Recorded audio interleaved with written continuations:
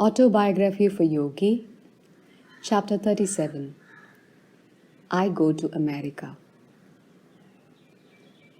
America. Surely these people are Americans. This was my thought as a panoramic vision of Western faces passed before my inward view. Immersed in meditation, I was sitting behind some dusty boxes in the storeroom of the Ranchi school. A private spot was difficult to find during those busy years with the youngsters. The vision continued. A vast multitude, gazing at me intently, swept actor-like across the stage of consciousness.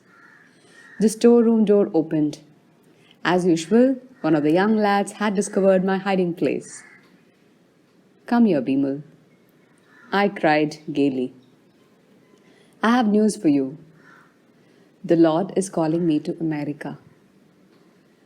"To America!" The boy echoed my words in a tone that implied I had said, "to the moon." "Yes, I am going forth to discover America, like Columbus. He thought he had found India. Surely there is a karmic link between those two lands." Bimal scampered away. Soon the whole school was informed by the two-legged newspaper. I summoned the bewildered faculty and gave the school into its charge. "I know you will keep Lahari Mahasaya's yoga ideals of education ever to the fore," I said. "I shall write you frequently. God willing, someday I shall be back." Tears stood in the eyes as I cast a last look at the little boys and the sunny acres of Ranchi. A definite epoch in my life had now closed, I knew. Henceforth I would dwell in far lands. I entrained for Calcutta a few hours after my vision. The following day, I received an invitation to serve as a delegate from India to an international congress of religious liberals in America. It was to convene that year in Boston under the auspices of the American Unitarian Association. My head in the whirl, I sought out Sri Yukteswar in Serampur. "Guruji, I have been invited to address a religious congress in America. Shall I go?" "All doors are open for you," Master replied simply. "It is now or never." But sir," I said in dismay, "what do I know about public speaking? Seldom have I given a lecture and never in English." "English or no English, your words on yoga shall be heard in the West." I laughed. "Well, dear Guruji, I hardly think the Americans will learn Bengali. Please bless me with a push over the hurdles of the English language." When I broke the news of my plans to father, he was utterly taken aback. To him, America seemed incredibly remote. He feared he might never see me again. "How can you go?" he asked sternly. "Who will finance you?"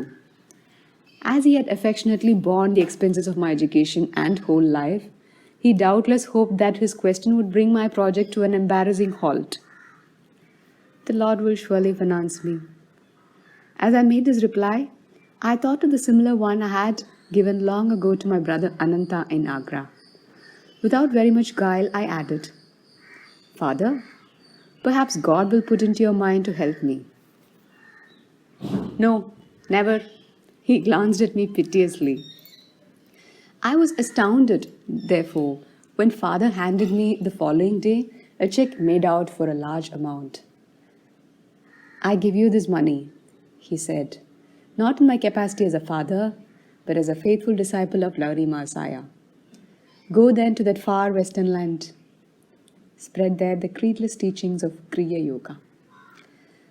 I was immensely touched at the selfless spirit in which father had been able to quickly put aside his personal desires. The just realization had come to him during the preceding night that no ordinary desire for foreign travel was motivating my voyage. Perhaps we shall not meet again in this life. Father, who was 67 at this time, spoke sadly. An intuitive conviction prompted me to reply, "Surely the Lord will bring us together once more." As I went about my preparations to leave Master and my native land for the unknown shores of America, I experienced not a little trepidation. I had heard many stories about the materialistic Western atmosphere, one very different from the spiritual background of India, pervaded with the centuried aura of saints. An Oriental teacher who will dare the Western airs, I thought, must be hardly beyond the trials of any Himalayan cold. One early morning, I began to pray with an adamant determination to continue, to even die praying, until I heard the voice of God. I wanted His blessing and assurance that I would not lose myself in the fogs of modern utilitarianism. My heart was set to go to America, but even more strongly was it resolved to hear the solace of divine permission. I prayed and prayed, muffling my sobs. No answer came. My silent petition increased in excruciating crescendo until, at noon, I had reached a zenith. My brain could no longer withstand the pressure of my agonies. If I cried once more with an increased depth of my inner passion, I felt as though my brain would split. At that moment, there came a knock outside the vestibule adjoining the Gurpar Road room in which I was sitting. Opening the door, I saw a young man in the scanty garb of a renunciate. He came in, closed the door behind him, and, refusing my request to sit down, indicated with a gesture that he wished to talk to me while standing. He must be Babaji. I thought, dazed, because the man before me had the features of a younger Lahari Masaya. He answered my thought. Yes, I am Babaji. He spoke melodiously in Hindi. Our Heavenly Father has heard your prayer. He commands me to tell you, follow the behests of your Guru and go to America. Fear not, you will be protected. After a vibrant pause, Babaji addressed me again. You are the one I have chosen to spread the message of Kriya Yoga in the West. Long ago, I met your Guru Yukteswar at a Kumbh Mela. I told him then I would send you to him for training. I was speechless, choked with devotional awe at his presence, and deeply touched to hear from his own lips that he had guided me to Sri Yukteswar. I lay prostrate before the deathless Guru. He graciously lifted me from the floor. Telling me many things about my life, he then gave me some personal instruction and uttered a few secret prophecies. Kriya Yoga, the scientific technique of God realization, he finally said with solemnity, will ultimately spread in all lands and aid in harmonizing the nations through man's personal, transcendental perception of the Infinite Father. With a gaze of majestic power, the Master electrified me by a glimpse of his cosmic consciousness. In a short while, he started toward the door. Do not try to follow me, he said. You will not be able to do so. Please, Babaji, don't go away. I cried repeatedly. Take me with you. Looking back, he replied, not now, some other time. Overcome by emotion, I disregarded his warning.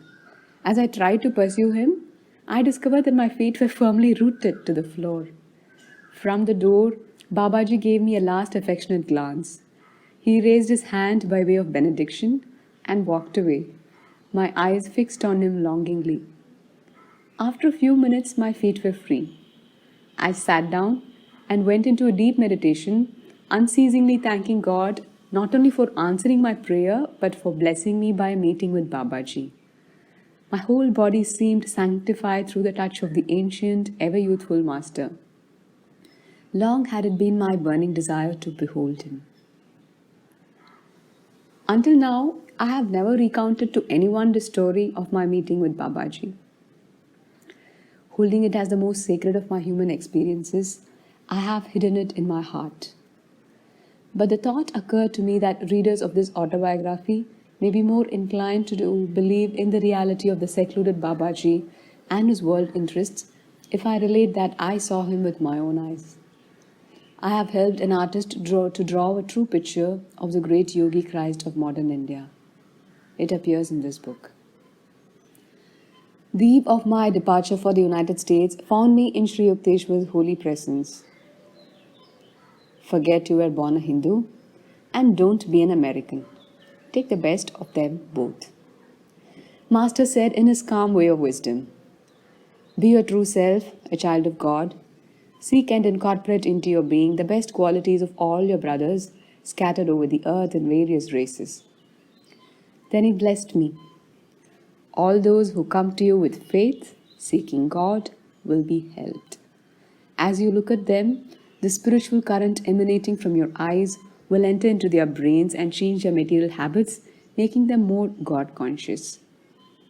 He went on, your lot to attract sincere souls is very good. Everywhere you go, even in a wilderness, you will find friends. Both of his blessings have been amply demonstrated. I came alone to America, into a wilderness without a single friend, but there I found thousands ready to receive the time-tested soul teachings. I left India in August 1920 on the city of Sparta, the first passenger boat sailing for America after the close of World War I.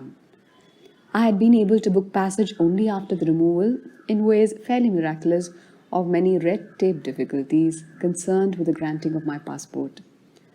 During the 2 months' voyage, a fellow passenger found out that I was the Indian delegate to the Boston Congress.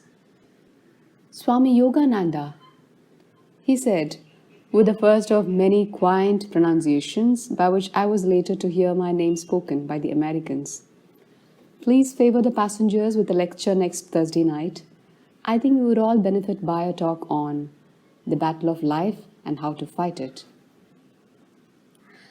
Alas, I had to fight the battle of my own life, I discovered on Wednesday. Desperately trying to organize my ideas into a lecture in English, I finally abandoned all preparations. My thoughts, like a wild colt eyeing a saddle, refused any cooperation with the laws of English grammar. Fully trusting in Master's past assurances, however, I appeared before my Thursday audience in the saloon of the steamer.